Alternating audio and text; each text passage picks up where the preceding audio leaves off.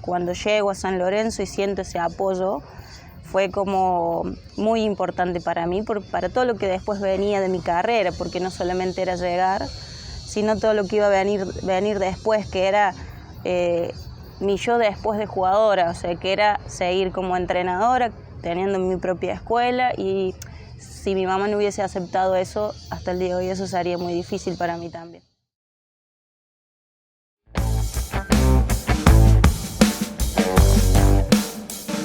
Lado B presenta Visión Lateral. Referentes del deporte riocuartense hablan sobre su trayectoria deportiva, sus facetas personales y laterales. ¿Cuál es el lado B de les deportistas? Mi nombre es María Boloqui, soy de un pueblito que se llama Villa Sarmiento, bien al sur de Córdoba. Me vine a vivir acá hace un montón de tiempo ya. Y adopté a Río Cuarto y siento que Río Cuarto también me adoptó, me abrió un montón de puertas en el ámbito futbolístico, pude hacer mi carrera, desarrollarme, tener mi propia escuela, entonces así creo que arranco un poco de quién soy, de dónde vengo y dónde estoy ahora. ¿Cómo inicia tu carrera deportiva? Mi carrera, bueno, desde muy chiquita empecé a jugar al fútbol con mis primos en el colegio. Tuve ahí un problema de que, bueno, mi mamá era muy de antes y no creía que las mujeres tenían que jugar al fútbol, entonces fue como un desafío muy grande ahí, o sea, donde hubo cómplices como maestras que si me ensuciaba el guardapolvo en el recreo me lo limpiaba, me lo lavaban, me lo ponía otra vez y me iba. Y le costó muchísimo a mi mamá aceptar que yo jugaba al fútbol y tuve muchos limitantes desde mi mamá, quizá mi papá no tanto, pero desde mi mamá le costó muchísimo hasta el día de hoy, que es una de mis mayores, creo, fans, que tienen los recortes, los diarios, los premios. Yo voy al pueblo, suele ir mi hermano y siempre me tira el chiste, ahí parece que sos la única hija, pero que en su momento costó muchísimo y hoy siento el apoyo de mi mamá, que fue fundamental también para mí. Cuando llego a San Lorenzo y siento ese apoyo, fue como muy importante para mí, para todo lo que después venía de mi carrera, porque no solamente era llegar, sino todo lo que iba a venir después, que era mi yo después de jugadora, o sea, que era seguir como entrenadora, teniendo mi propia escuela, y si mi mamá no hubiese aceptado eso, hasta el día de hoy eso sería muy difícil para mí también. Hablas de sortear una serie de desafíos y como jugadora, ¿cómo fue irse a jugar a San Lorenzo en un momento en el cual todavía el fútbol acá en Río Cuarto y el torneo de la Liga Regional no tenían tanta visibilidad como lo tienen hoy en día? Y fue un desafío, primero porque yo ya tenía 26 años cuando se me da la posibilidad, una posibilidad concreta, porque un tiempo atrás había ido a pruebas a Boca Junior, que quedo y estuve un mes allá. No quedo entre los 5 primeros fichajes de cuando se abre el libro de pases, pero sí me daban la posibilidad de quedarme y poder fichar a mitad de año en Boca Juniors. Y decidí volverme porque justo acá se abre la primera vez la liga. Y yo quería jugar acá, en la universidad, con mis amigas. Y dejé pasar todo eso hasta que después yo me voy de la uni, juego en Rosario Fútbol Club, y viene esta posibilidad de la mano de Adrián Vilarí, que siempre lo agradezco porque es una persona que me hizo creer que más allá de mi edad, yo podía estar jugando en Buenos Aires a un nivel muy alto a lo que yo jugaba acá. Y creyó mucho en mí, creyó en lo que podía dar, junto con Romina Cuello, que también me ayudaron mucho, creo, en que yo creyera en lo que podía dar, ¿no? Y consiguieron una prueba en San Lorenzo y bueno, agarré mi mochila, cargué las cosas y me fui. Y yo tenía que dejar todo mi trabajo, porque es una realidad,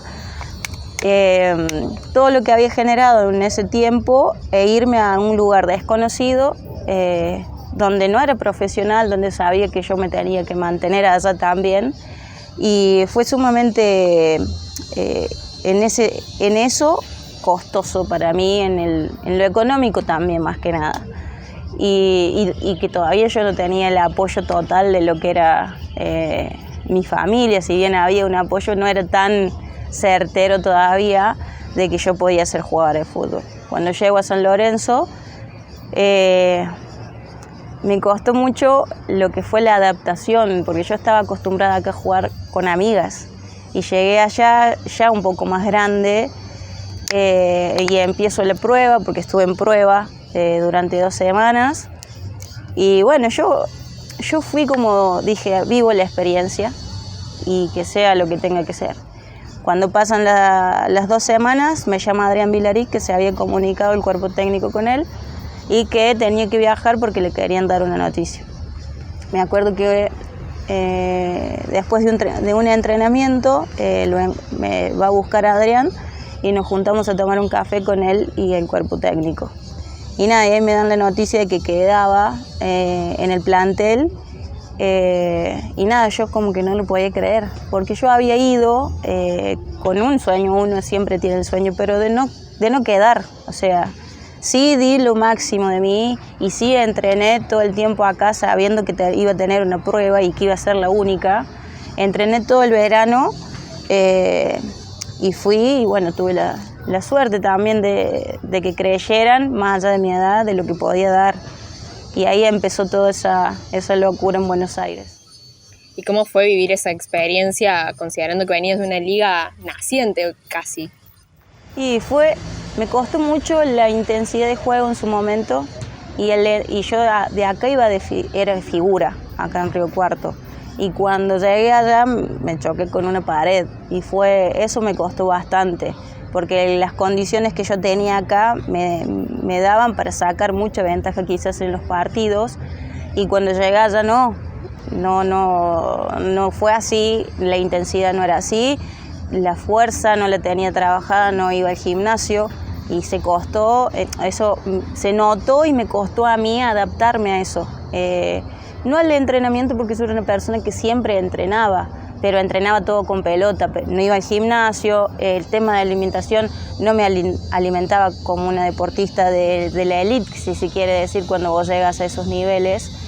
Y fue todo un cambio bastante importante, pero que bueno, entrar en una posición que no era la mía, porque yo entré de titular en San Lorenzo en una posición que era de central y yo acá jugaba de 5. Entonces fue también adaptarme a una posición nueva, pero que me daba la posibilidad de estar en el 11 titular. Entonces fue como, bueno, lo acepto por este lado. Claro. Recién, bueno, cuando te vas a Buenos Aires, en ese transcurso también estudias como de directora técnica. Sí. En ese sentido, acá cuando volves, empezás a hacer escuela desde lo formativo. ¿Qué, en ese sentido, cómo te hallas con ese rol? Mira, justamente hoy hablaba de lo que era para mí trabajar en las formativas. Tengo mi propia escuela, que amo tener mi propia escuela, que hoy tengo un socio y que nuestra escuela con Leandro Gómez funciona de maravillas, que él en su momento era solo escuela de varones, la mía solo escuela de nenas, lo unificamos, hoy es una escuela mixta y amo, pero hay algo que si yo tengo que poner en balanza todos los trabajos que hoy tengo relacionados al fútbol, hay algo que me apasiona y que me llena de amor, que son las formativas, que es, por ejemplo, hoy yo estoy en las categorías formativas de Atenas. En su momento, antes de irme de la uni, fue ahí toda la base de sub-8, sub-10, sub-12, y es algo que yo amo hacer. O sea, sinceramente, no es que no ame lo demás, pero eso yo llego y las nenas a mí me dan un cambio de energía que es inexplicable, no lo puedo explicar, digamos. Es como que yo veo en ellas todo lo que me hubiese gustado tener a mí, o ese acompañamiento de los padres, o el espacio para practicar el deporte. Que la liga hoy tenga la liga de las formativas, que en sub-14, sub-16 ya se compita, que este año se aspira a una reserva. Yo creo que todo eso va encaminado, pero las bases que son las nenas, yo amo trabajar en lo formativo. Quisiera trabajar toda la vida y ojalá pueda hacerlo, ¿no? Pero creo que lo que más amo hacer. También tenés un fuerte trabajo desde lo social. ¿consideras que generas un cambio, un impacto en los chicos y chicas que has entrenado? Yo siempre digo que el fútbol en mi vida ha sido un medio, tanto como para mí, como para la gente que me ha rodeado, para la gente que comparte en mi escuela o en los clubes que he trabajado. Creo que nosotros como formadores tenemos que darnos cuenta que socialmente podemos ayudar y que tenemos que hacer y ser partes, no migrar para el otro lado. Entonces, también es algo que me ha cambiado mucho la vida. Yo cuando estaba en San Lorenzo, que inicio mi escuela allá, que era en Villa Pompeya, que estaba ahí cruzando San Lorenzo, no la 1-11-14 que estaba atrás, sino que la otra villa, y ahí inicio mi primera escuelita, que iba a ser solo para nenas y después se convierte en mixta porque los varones también quisieron participar, pero que no fue fácil, porque no fue fácil conseguir el espacio, no fue fácil que se respetara el espacio, y yo me acuerdo que me di cuenta que los varones solo a veces querían participar para tener una merienda, que era una merienda que conseguía con mi jefa. Mi jefa, yo allá en Buenos Aires, además de jugar, trabajaba para una gestora. Y me acuerdo que mi jefa donaba, por ejemplo, los alfajores y yo compraba los juguitos Baji. Y cada vez que iba a dar la clase se daba esa merienda, ¿no? No era mucho, pero era lo que se podía dar porque yo sabía las realidades de esos niños, porque vivía al lado. Entonces, y me acuerdo que muchos se acercaron, no para que la escuela sea mixta ni para ellos practicar el deporte en sí, sino para poder tener una merienda. Y ahí es donde yo caí en la realidad de lo que estábamos haciendo. O de lo que estaba haciendo. Después se sumaron a acompañarme algunas jugadoras de ahí de San Lorenzo. Me acuerdo que había 2 o 3 que siempre cruzaban conmigo, y fue una experiencia que hasta el día de hoy no me voy a olvidar nunca, porque esa gente se sigue acordando de eso. Y cuando yo decido volverme, fue como un shock también para ellos, porque eso no existe más, o sea, y no hay nadie que se ocupe. ¿Crees que el deporte en Argentina desde su lado social ha avanzado? ¿Cómo lo ves ahora en ese sentido? Yo creo que sí, y también creo que hay gente que se aprovecha de eso también, que se aprovecha de esa parte social y que también se hace partidaria, ¿no? Y que eso es lo que por ahí yo no comparto tanto. Todos vamos a ser partidarios de algún partido político, de lo que sea, pero a mí me tocó vivir en Buenos Aires, que cuando yo pongo mi escuelita, me acuerdo que a las 2 semanas llegó un partido político de que por qué, si estaba militando para quién, para qué, y yo no militaba para nadie, más allá de mis creencias, ¿no? Obviamente tengo un partido político que me gusta y me representa, pero no voy a las escuelitas o creé mi escuelita para eso. La creé para ayudar a los niños desde otro punto de vista, porque no tiene que ser, yo no tengo que ir a meter una idea ni a los niños ni a los padres, o sea, sí que con el ejemplo a lo que nosotros queremos llegar como deportistas, que te ayude el día a día. Por ejemplo, el respeto, el cómo me manejo con el otro, en la parte grupal. Y yo en Buenos Aires me acuerdo que quedé muy choqueada con eso, porque posta no me creían que iba sola y que si yo pedía algo cambio, y no pedía nada a cambio. El utilero de San Lorenzo me daba las pelotas que menos se usaban para poder ir a dar la clase. Mi jefa me ayudaba con la merienda y mi jefa no tenía, nada, que no hacía negocio con nadie, o sea, y yo tenía que poner de mi bolsillo porque creía que eso era necesario, pero no lo hacía por algo extra a lo que sea social. Y yo creo que hay mucha gente que se aprovecha de eso y que bueno, si lo ven bien de esa manera, de una, pero yo no lo veo así. Y quizás he chocado con muchas personas y es difícil mantenerse en esa postura y conseguir cosas, porque también estás en una línea muy delgada. Pero bueno, creo que sí se ha avanzado, sí, hay gente que trabaja realmente muy bien en la parte social y en la parte deportiva. Yo he visto fundaciones de Messi allá en Ciudad Oculta con canchas de fútbol, que es impresionante, y ahí te das cuenta también la gente que sí quiere que por medio del fútbol la gente salga de de la villa, salga de las drogas, salga... Y te estoy hablando de ese ejemplo porque es lo más cercano que viví, pero estamos acá en Río Cuarto y en los barrios más humildes de la ciudad también sucede lo mismo. Y es como medio olvidado eso. ¿Cómo trasladas esa ayuda social que tenías allá acá?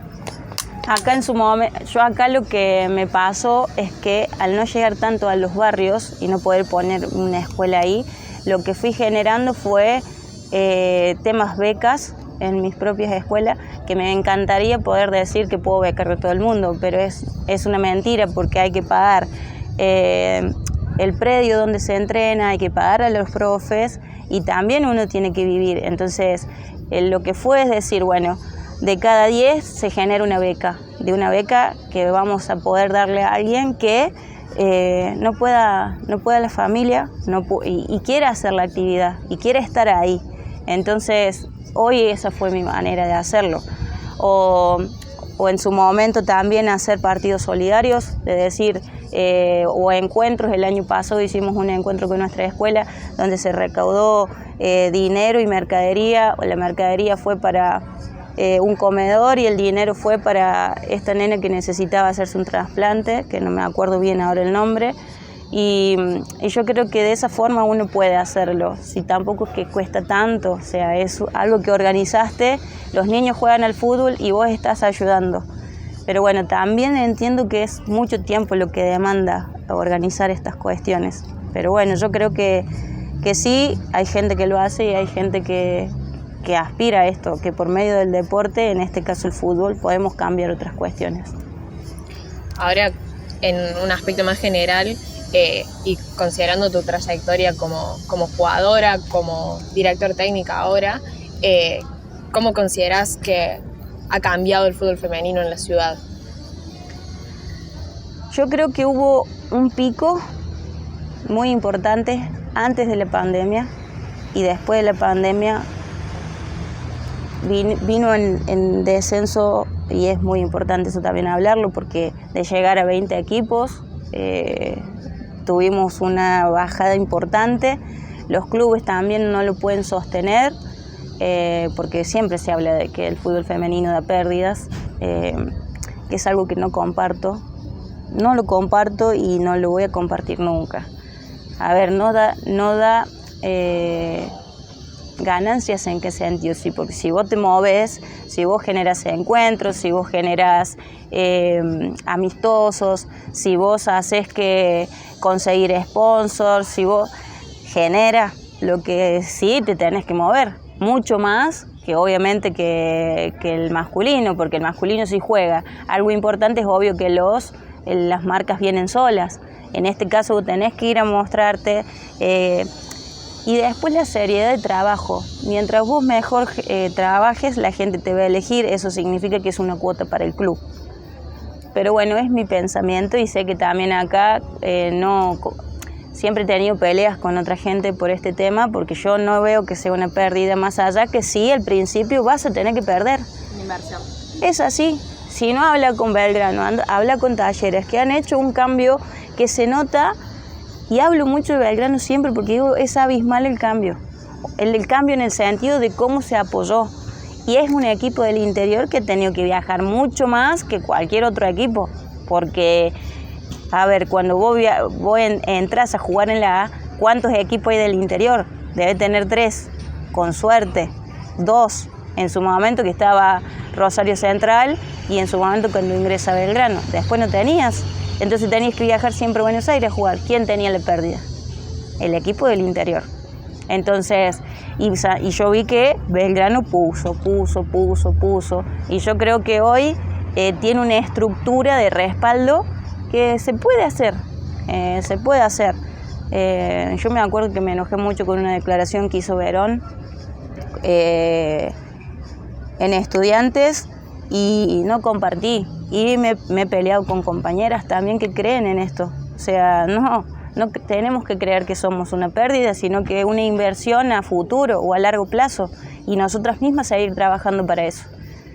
Y eso hace que uno se pelee. Y sí, te vas a tener que pelear con dirigentes en el buen sentido. No es que, no, en eso, bueno, si ellos tienen esto, ¿por qué no podemos esto? Si es, te pido la cancha media hora, lo podemos tener. Para entrenar hacemos fútbol, toda la parte física allá, préstame la cancha para hacer fútbol, si ellos la tienen 3 veces por semana, yo te la pido los viernes media hora. Entonces es como esas cuestiones que se pueden solucionar y se pueden hablar y podemos llegar cada vez a algo más parejo, ¿no? Que ya se ha llegado, pero que falta todavía, ¿no?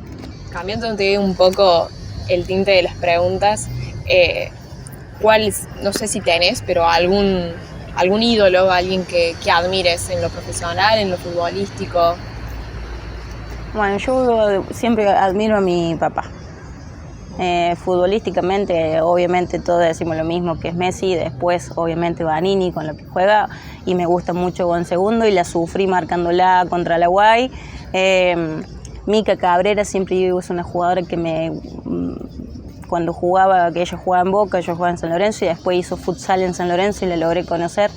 Una jugadora muy buena, o sea, una de las que más me costó marcar. Juan Segundo es una jugadora mucho más de lo que se ve, era extraordinario verla jugar desde ahí y lo que costaba marcarla, seguirla, la intensidad con la que jugaba.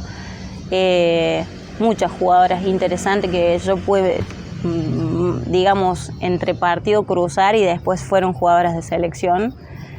Pero si hay un ídolo, siempre digo que es mi viejo, que es el que me enseñó con ejemplo lo que era la buena política. En ese sentido, un hombre que trabajó toda su vida por su pueblo y que siempre digo, si mi viejo hubiese sido un chanta, yo no diría que es mi ídolo, pero dio tanto por la gente del pueblo, porque mi papá fue jefe comunal durante 24 años ahí, en una comuna chiquita, y yo veía desde chica que mi viejo se levantaba a las 2, 3 de la mañana a llevar a alguien a otra localidad porque no tenía... El pueblo no tiene hospital, no tiene doctor, tiene una salita, pero si había algo de urgencia había que ir hasta Vicuña Maquena. Y mi viejo, el jefe comunal, se levantaba e iba.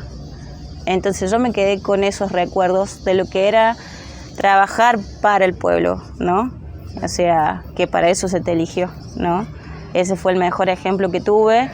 Y después la crianza con los valores de mi mamá, que fueron a la antigua, pero con los buenos valores, que eso también lo pude sostener en el ámbito deportivo y hasta el día de hoy sigo creyendo en esos valores. Yo no creo que un equipo que no tenga buenos valores llegue a tanto, por más que tenga muy buen nivel. Si uno trabaja los valores y cree que puede mejorar al futbolista o la futbolista desde otro ámbito, yo creo que ahí es donde uno gana como entrenador. Y se trabaja desde las bases, de los valores básicos del día a día. Pero sí, yo creo que mi ídolo y mi hermano. O sea, yo a Fer lo admiro, lo respeto y lo amo por todo, porque es un luchador, alguien que tiene un trabajo social muy importante, del cual aprendo mucho. Si bien no lo puedo acompañar tanto ahora en esa lucha porque me he dedicado mucho a mi carrera como entrenadora, pero es alguien también. O sea, obviamente no voy a dejar de nombrar a mi vieja porque después va a haber problemas, pero digo, son las dos personas, mi papá en ese sentido, ¿no? De cómo aprendí lo que era la política en sí y trasladarla a todo lo demás. Y sacando lo partidario, digo, porque mi papá nunca nos dijo a nosotros de qué partido teníamos que ser, sino que él demostraba con su ejemplo. Entonces por eso creo que mucha gente lo siguió por tanto tiempo y eso fue para mí mi mejor ejemplo desde chica y que trato de llevarlo a donde vaya, ¿no? Para cerrar la nota, es la primera entrevista del ciclo que estamos haciendo. Nos gustaría cerrarla con nuestra pregunta, que es ¿cuál es tu lado B? Mi lado B. Yo soy una persona que, bueno, ahora lo quiero trabajar, soy una persona, yo creo, muy odiosa en el trabajo, muy insoportable en eso. Mucha ira cuando dirijo, o sea, me he dado cuenta que golpeo cosas, una carpeta el año pasado que no sé cómo sobrevivió, que no me gusta sinceramente porque no es lo que yo quiero mostrar, Pero claro, o sea, yo dejé jugar y al poco tiempo, no pasó mucho tiempo que yo estaba sanando esa herida, que se me da la posibilidad también de empezar a dirigir. Y todavía no sano esto y yo ya estoy acá. Entonces creo que no me gusta cómo estoy jugando mi equipo y automáticamente va todo a la carpeta y a golpearla. Y digo, eso no está bueno porque es una emoción que yo hago porque uno no se da cuenta que esa emoción se traslada. O sea, eso es una de las cosas que a mí me gustaría modificar. Después, como digo, cuando doy la clase también me gustaría modificar algunas cosas porque sé que soy muy autoritaria, por ejemplo. Soy muy autoritaria en lo que a mí respecta en la clase. Me cuesta mucho y lo trabajo, que es el ceder, si estoy trabajando con alguien. Trato de dar un poquito de libertad, pero bueno, soy muy autoritaria y decir, bueno, esta es la baja de línea, bueno, y después escucho, no es que escucho antes, entonces lo quiero trabajar eso también. Pero me ha dado trabajar con compañeros con los que crecí muchísimo, o sea, y aprendí a escuchar y me aprendieron a escuchar, pero no es fácil. Y la parte positiva de ese lado B, pues siempre pensamos un lado B como negativo, como malo, pero la parte positiva del lado B, la gente una faceta que no conozcan de María. No sé, la verdad es que nunca me habían hecho esa pregunta, entonces como que estoy recalculando, pero no sé, haber practicado otro deporte, quizás, o sea, me hubiese gustado ser jugador de básquet, estuve ahí, o sea, en esas dos facetas de mi vida, o sea, cuando llegué acá, obviamente, por mi pueblo tenés todo, no había chance de hacer básquet, pero sí era algo que me hubiese encantado hacer, como también la parte de la música y escribir era algo que hice por mucho tiempo y después lo dejé de hacer, pero hoy busco y tengo notas escritas, o poemas escritos o cosas escritas desde los 15 hasta los 20 y pico de años más o menos, que quizás en algún momento retome, pero bueno, eso sería algo que nunca había dicho, o que quizás no sé si alguien sabía, ¿no? Pero como que sí.